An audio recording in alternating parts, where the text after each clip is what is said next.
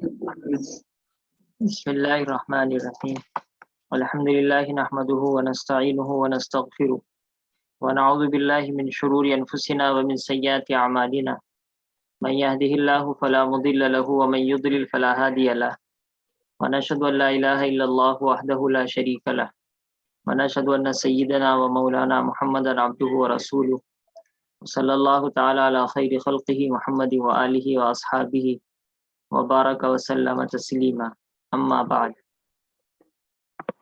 وعن معاذ، آپ معاذ پڑھتے ہیں سب، یہ میم کے پیش کے ساتھ.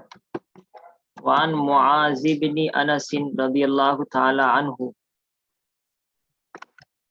ان النبی صلی اللہ تعالی علیہ وآلہ وسلم قال من قضم، قضم باب ضرب سے ہے، قضم یقزم، آپ میں بہت سے تفعیل سے پڑھ رہے تھے. قضم کے معنی پی جانا، قضم غیظن غصے کو پینا، پینے کا مطلب ہے جذب کر لینا. تو جو غصے کو جذب کر لے یعنی اندر ہی اندر رکھے. وہو قادر، آپ نے کسی نے بھی حال کا ترجمہ نہیں کیا، حال یہ کہ قادر ہے، یہ حال ہے کہ ایک آدمی غصے کو پی رہا ہے اور اس کے پینے کے وقت کی حالت یہ ہے کہ وہ اس کو نافذ کر سکتا ہے.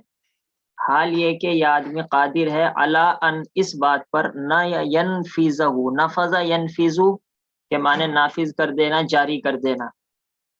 ضرب سے باب فعل سے میرے علم کے مطابق نہیں ہے، ضرب سے، اور وہ اس بات پر قادر ہے کہ اس غصے کو جاری کر دے. تو اللہ تعالیٰ اس کو بلائیں گے مخلوق کے سامنے. دعاہ اللہ، اللہ تعالیٰ بلائیں گے. سبحانہ، اللہ پاک ہیں، وتعالی اور بلند و بالا ہے. سبحانہ و تعالیٰ کو جملہ معترضہ کہتے ہیں کیونکہ یہ دعائیہ ہے، دعا جو ہوتی ہے وہ جملہ معترضہ ہوتی ہے. اللہ تعالیٰ اس کو بلائیں گے علی رؤوس الخلائق، مخلوق کے سروں کے اوپر. یہ اصل میں عربی کا محاورہ ہے. روس کے معنی تو بہت سے سر، راس ان کی جمع ہے، اور الخلائق خلیقت ان کی جمع ہے، اس کے معنی مخلوق. تو تمام مخلوق کے سروں پر بلائیں گے، لیکن مطلب یہ نہیں ہوتا سروں کا کہ حقیقت وہ سر کے اوپر آئے گا، بلکہ عرب والے مراد لیتے ہیں سب لوگوں کے سامنے، کیونکہ جب سب لوگوں کے سامنے کوئی کام ہوتا ہے تو سب لوگ سروں کو اٹھا کر دیکھتے ہیں. اس طریقے سے سب لوگوں کے سامنے مراد یہ ہے. ترجمہ بھی آپ یہی کریں گے، قیامت کے دن بلائیں گے. تو جو آدمی غصے کو جذب کر لے تو اللہ تعالیٰ اس کو بلائیں گے. اب یہ آپ سمجھ جائیں، شرط و جزا ہے، بھائی ایسا ہوگا تو ایسا ہوگا. غصہ اگر نہیں پیے گا تو پھر اللہ تعالیٰ نہیں بلائیں گے. تو من شرطیہ ہے یہ، اور من قضم غیظا وہو قادر علی ان ینفذہ یہاں تک شرط ہے. اور دعاہ اللہ سبحانہ وتعالی علی رؤوس الخلائق یوم القیامت حتی یخیرہ من الحور العین ما شاء، یہ پوری کی پوری جزا ہے. اسی وجہ سے دعا کا ترجمہ ہم کر رہے ہیں بلائیں گے، یعنی مستقبل سے، کیونکہ من شرطیہ ہے، اور من شرطیہ اپنی شرط اور جزا دونوں کو مستقبل کے معنی میں کر دیتا ہے، مضارع کے معنی میں کر دیتا ہے. اب آپ اس کا مستقبل کا ترجمہ کریں گے. من قضم غیظا، جو غصے کو پی لے. حال یہ کہ وہ، تو یہ جملہ پورا کا پورا حال بنے گا. قضامہ کے اندر ہوا ضمیر سے، تو قضامہ کے اندر ہوا ضمیر ذوالحال بنے گی.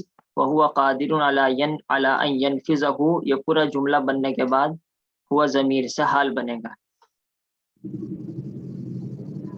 اللہ تعالیٰ اس کو اختیار دیں گے. خیر یخیر باب تفعیل سے ہے، حتیٰ کہ اللہ اس کو اختیار دیں گے. ہو ہا ضمیر ہے، لوٹ رہی ہے من کی طرف، یعنی یہ وہ آدمی جو کہ غصہ پی رہا ہے.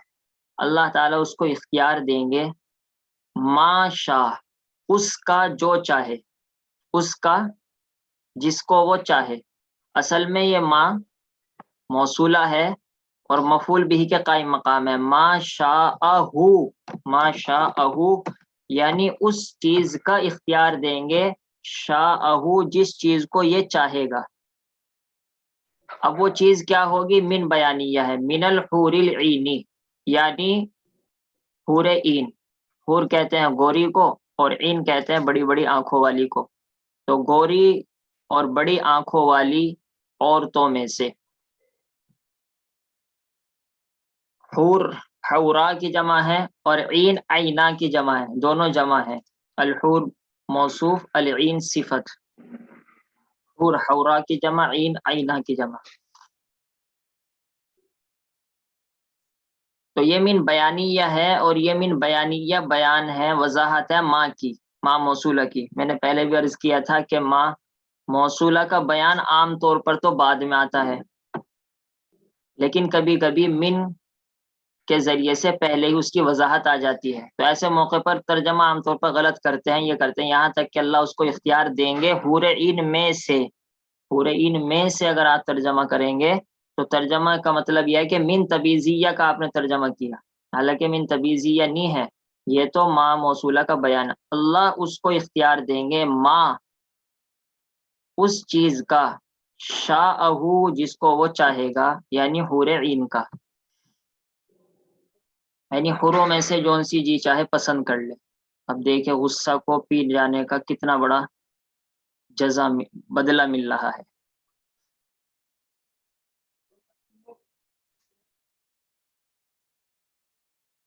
مجھے کچھ کہنا تھا نا.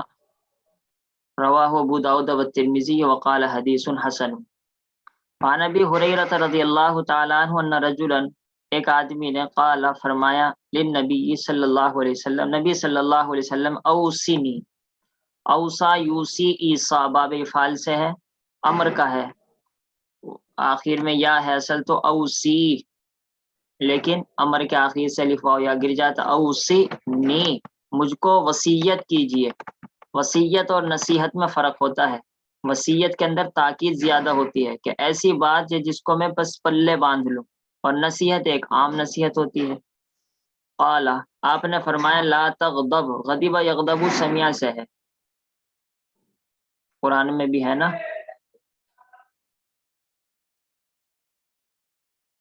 نہیں قرآن میں نہیں ہے، بل کاظمین الغیظ ہے، وہ تو غصے کے پینے کے معنی میں دوسرے میں. لا تغضب نہیں کا صیغہ ہے سمیع سے.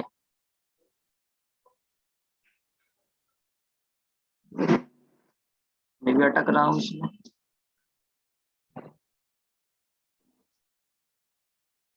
تو غصہ مت کیجئے. فردد مرارن، فا تو یہ عاطفہ ہے. غضب یغضب یہ ضرب سے ہے، میں نے الٹا بول دیا. میں سوچ رہا سمیع سے کیسے ہو جائے گا. لا تغضب غصہ مت کیجئے.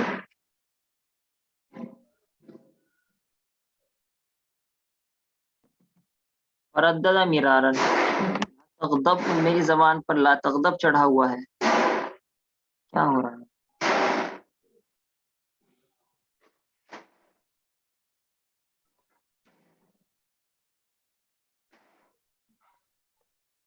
کسی نے لغت دیکھی تھی بتلائیے.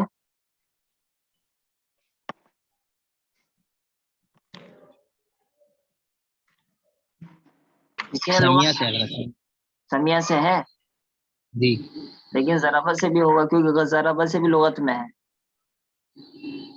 زبان پر تو ہمارے یہی چڑھا ہوا ہے لا تغضب. غضب اعلیٰ کسی پر غصہ ہونا، سمیع سے. اس میں ضربت سے نہیں لکھا ہوا جس لغت کو آپ دیکھ رہے ہیں. نہیں. اچھا کون سی لغت ہے یہ؟ القاموس الوحید. تو جو میں دیکھ رہا ہوں اس میں سیل ضربت سے ہے. ہاں یہ دیکھو، یہ کون سی لغت سے بتلا رہے ہو آپ ضربت سے ہے؟ یہ قاموس الوحید. نہیں یہ میسج جنہوں نے کیا. خیر میرے سامنے جو لغت میں نے بھی کھول کے دیکھی وہ المعجم المعانی، اس میں ضربت سے ہے. مجھے ذرا وہی سے صحیح لگ رہا ہے، بس ذرا وہی سے پڑھو. سمیع سے بھی ہے. ایسا تو ہوتا ہے، بہت الفاظ ایسے ہوتے ہیں کہ ایک ایک لفظ دو فعل بلکہ تین سے ہوتا ہے. جب آپ نے مقامات حریری پڑھی ہوگی تو اس میں اندازہ ہو گیا ہوگا، ایک ایک لفظ کے کئی باب ہوتے ہیں. لا تغضب زبان پر یہی چڑھا ہوا ہے تو یہی پڑھ لیتے ہیں بس. غصہ مت کیجیے. تو غصہ مت کیجیے چاہے سمیع سے مان لو چاہے ضربہ سے مان لو، غصے نہ ہو کوئی بھی. ردد مرارن، ردد یردد تردید کہتے ہیں اسے. تردید کسی بات کو لوٹانا بار بار. مرہ مرارن مرتن کی جمع ہے کہ چند مرتبہ وہ بات لوٹائی. کیا بات لوٹائی؟ اوصنی وصیت کیجئے. آپ نے پھر فرمایا لا تغضب غصہ مت کیجئے. آپ نے پھر کہا اوصنی، اور ہمارا جیسا ہوتا تو اس کو یہیں غصہ آ جاتا کہ کیا بار بار پوچھ رہا، تیرے کان پھوٹ رہے. ایسے الفاظ بول دیتے کہ وہ سامنے والا سمجھ جاتا کہ حضرت ہم کو تو نصیحت کر رہے ہیں اور خود اپنے اوپر کنٹرول نہیں ہے ان کو. ہم کو کہہ رہے ہیں غصہ مت کیجئے اور خود کو 1 منٹ میں غصہ آ گیا.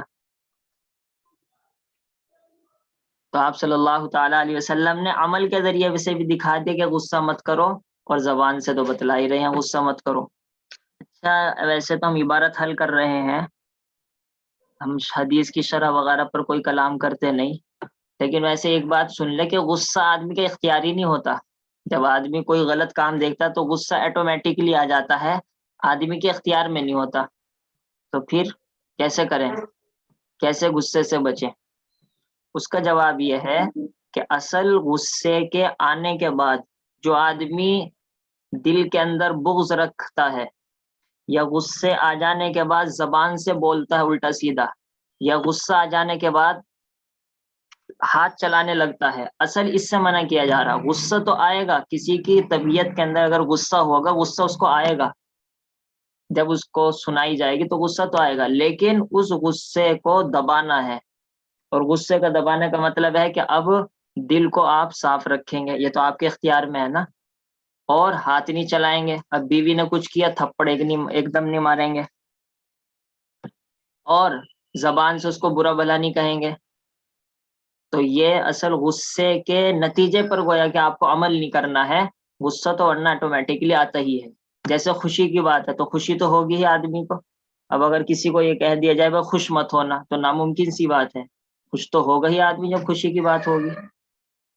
تو یہ مطلب ہے لا تغضب کا. خیر اللہ تعالیٰ عمل کی بھی توفیق دے. اصل تو عبارت وغیرہ کا حل کرنا یہ سب عمل ہی کے لیے ہے اور دوسروں کو پہنچانے کے لیے ہے، ورنہ تو کیا مل رہا عبارت پر اگر خدا نہ خواستہ نیت کچھ اور ہوگی، کچھ نہیں ملے گا. سبحان اللہ بحمدہ سبحانک اللہم بحمدک نشہد ان لا الہ الا انت نستغفرک ونتوب الیک. سبحان ربک رب العزت عما یصفون وسلام علی المرسلین والحمد للہ رب العالمین. وصلی اللہ تعالی علی خیر خلقہ محمد وآلہ واصحابہ اجمعین برحمتک یا ارحم الراحمین. السلام علیکم ورحمۃ اللہ.